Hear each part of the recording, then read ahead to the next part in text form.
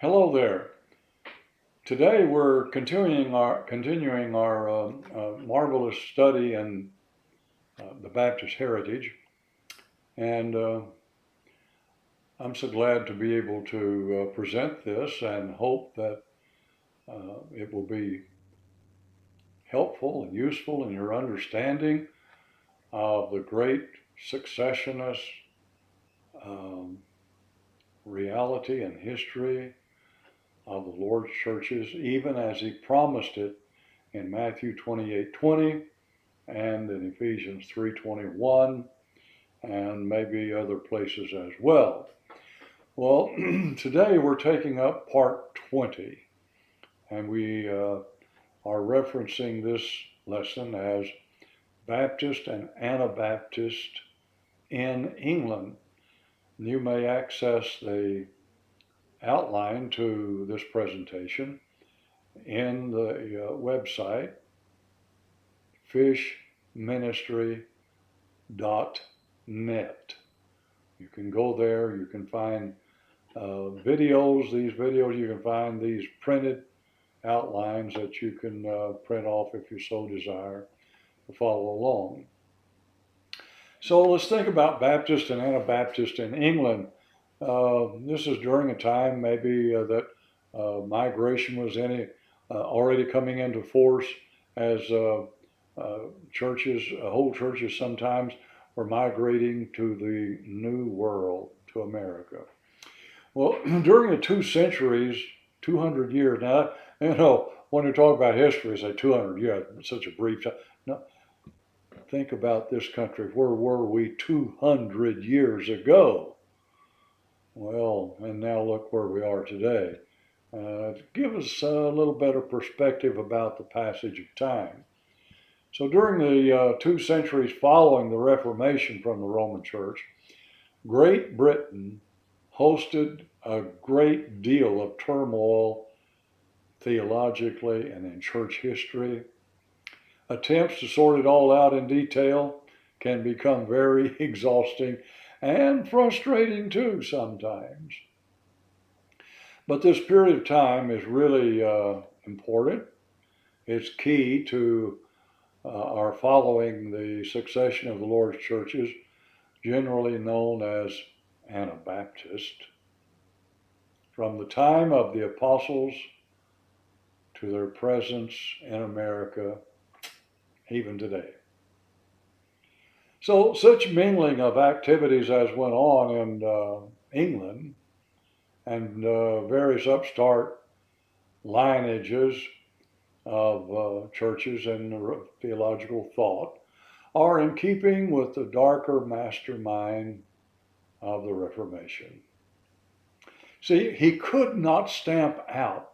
devil could not stamp out the Lord's church. So now he will cause it to become lost by so many others around it, claiming little parts of truth but much error, and also inundating the whole thing ultimately with materialism that is sure to reign as king in the minds and hearts of even those who profess to be Christians. Mm-hmm. What a devilish master plan that is. Well, so from its inception in Galilee in the days of Jesus, throughout the period of the Reformation, the Lord's true churches suffered immense physical persecution. And of course, that design was to end their existence. When some 1,500 years of such brutal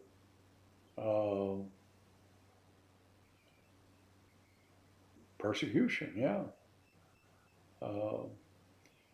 failed in its goal to eliminate the churches of the Lord, the satanic mastermind determined to bury the church in endless duplication of various heresies, but congealed on the first principle congealed.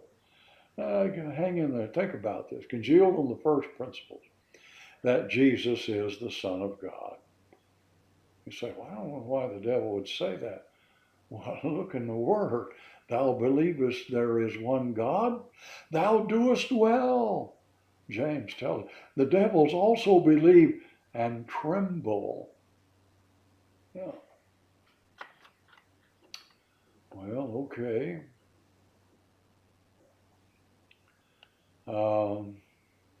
So today, the ecumenical spirit is strong. And the great tendency and call, if not just a specific one line of thought that's continually repeated, but so many in the same direction, is that we should all get together because we're all in the family of God. Have you ever tried to find out in the Bible who is the family of God? Oh, well, I know all about that because, being saved, that's being born again, and where you're born into the family of God, and that's just logical from anybody's sane mind. Well, sometimes our logic and our sanity just does not match up with the scriptures. There's one place in the Bible where the family of God is mentioned. The disciples came to Jesus. He had a great throng of people about him, and the disciples made their way to Jesus and said, your mother and your brothers, your sisters out here, they want to see you. They want to visit with you maybe about something. And Jesus looked at his disciples and said, who is my mother, my brother, my sisters? And then he points at these who believe in what I'm teaching them. These who are dedicated to the principles of the kingdom of God. These are my mother and brothers and sisters. If that doesn't equate to church, folks, I don't know what the Bible means. Well, it was not my purpose here to preach one of my pet peeve theological points, but anyway,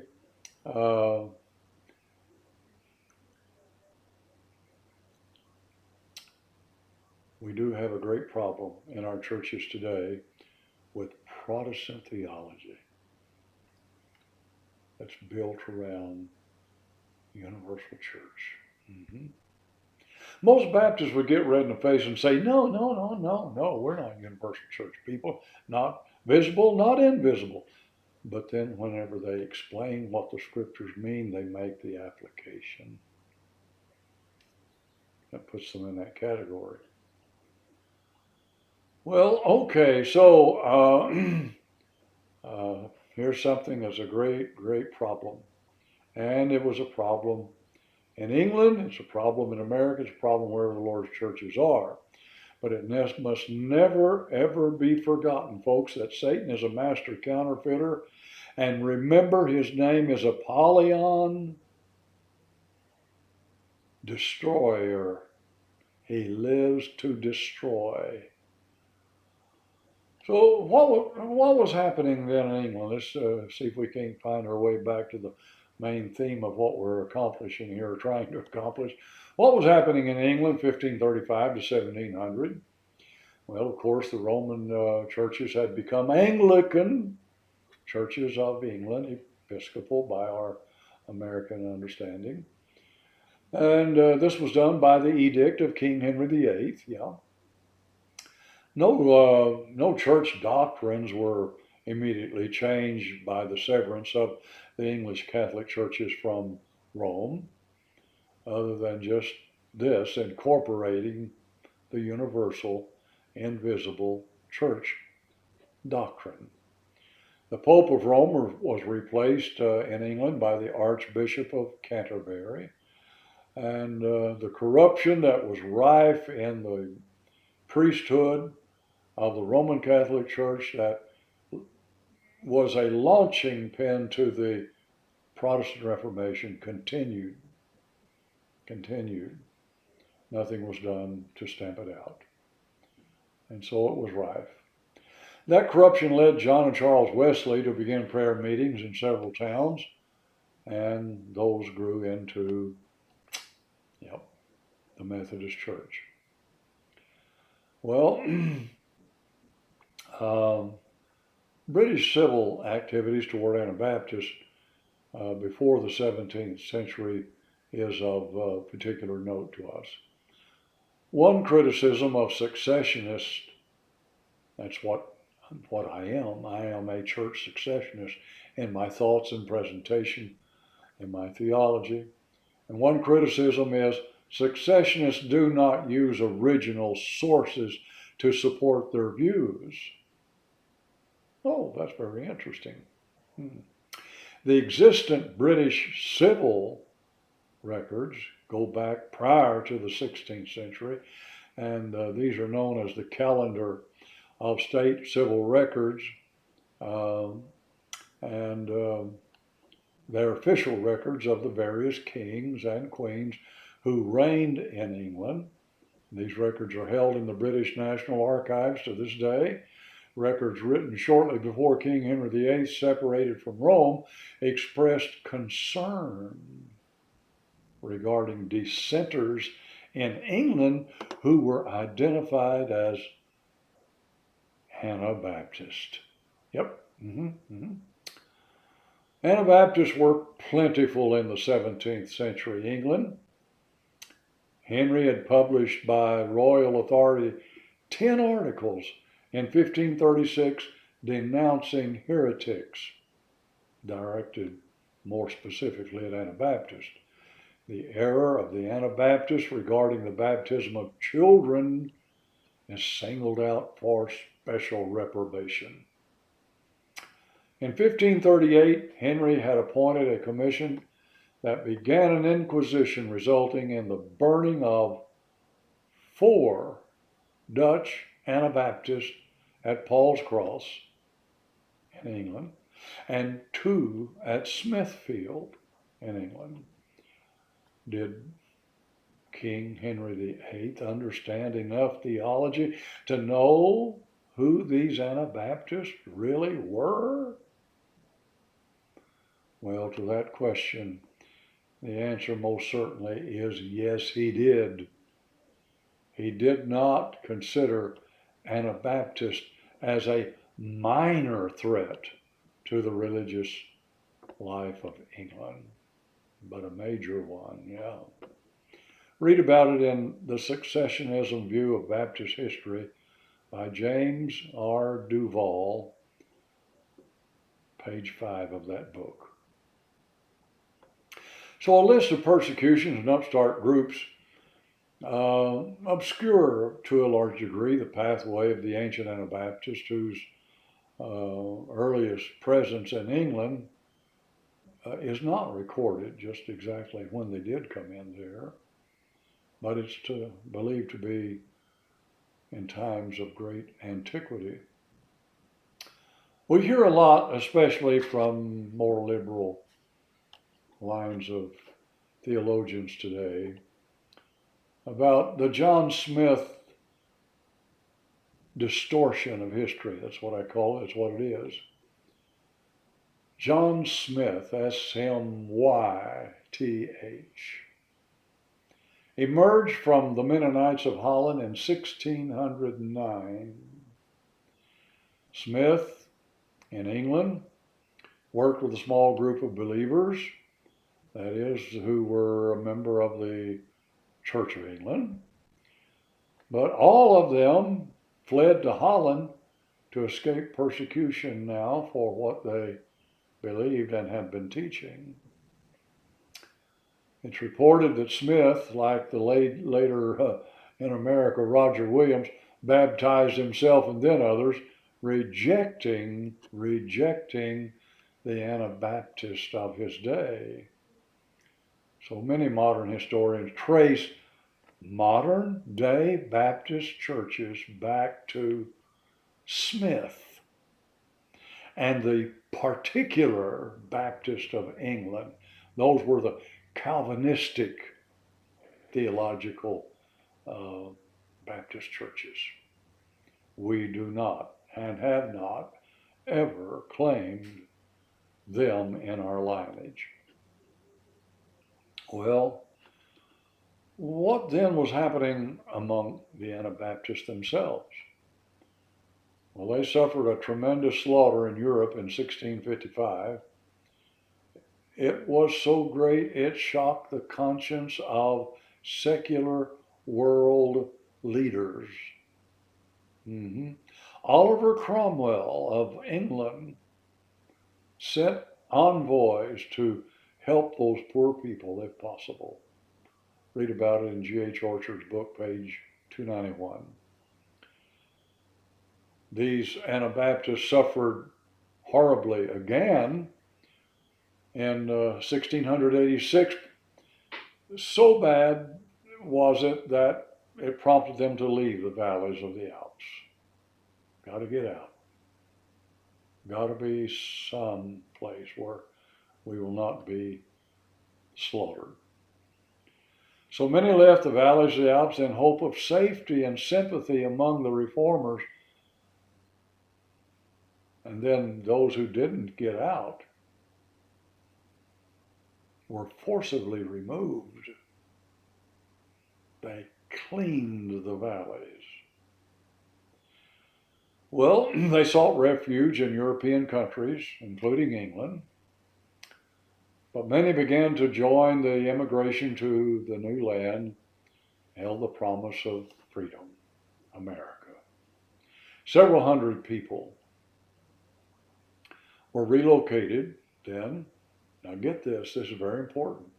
Several hundred people were relocated in the valleys of the Alps by the nation of France, Savoy, and Switzerland in 1689. Just 3 years after that massacre that decimated them and swept them out. Well, what about those people that they put in there? Well, they were sprinklers. They baptized infants.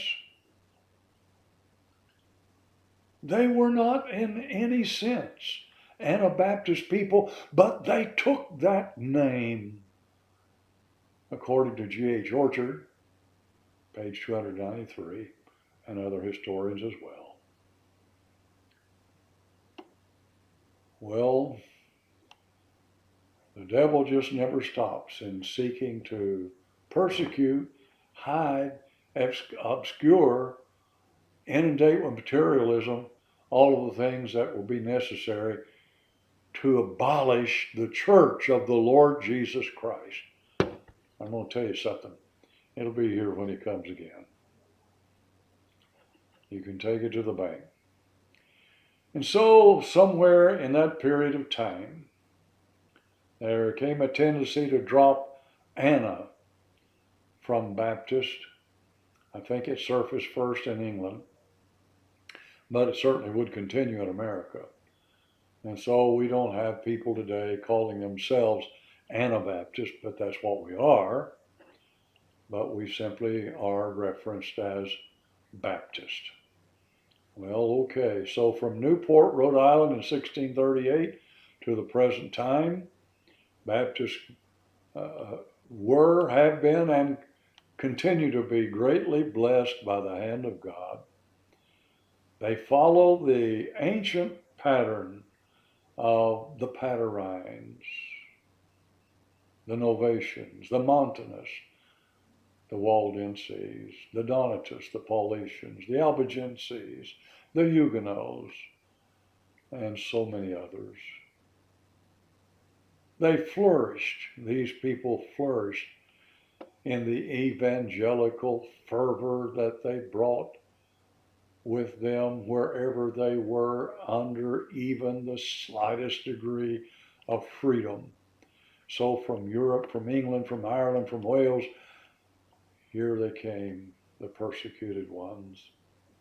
Whole churches sometimes coming together, and they sought nothing but freedom to live and worship God according to the dictates of their own biblically educated consciences. Wow. Many of them died in passage.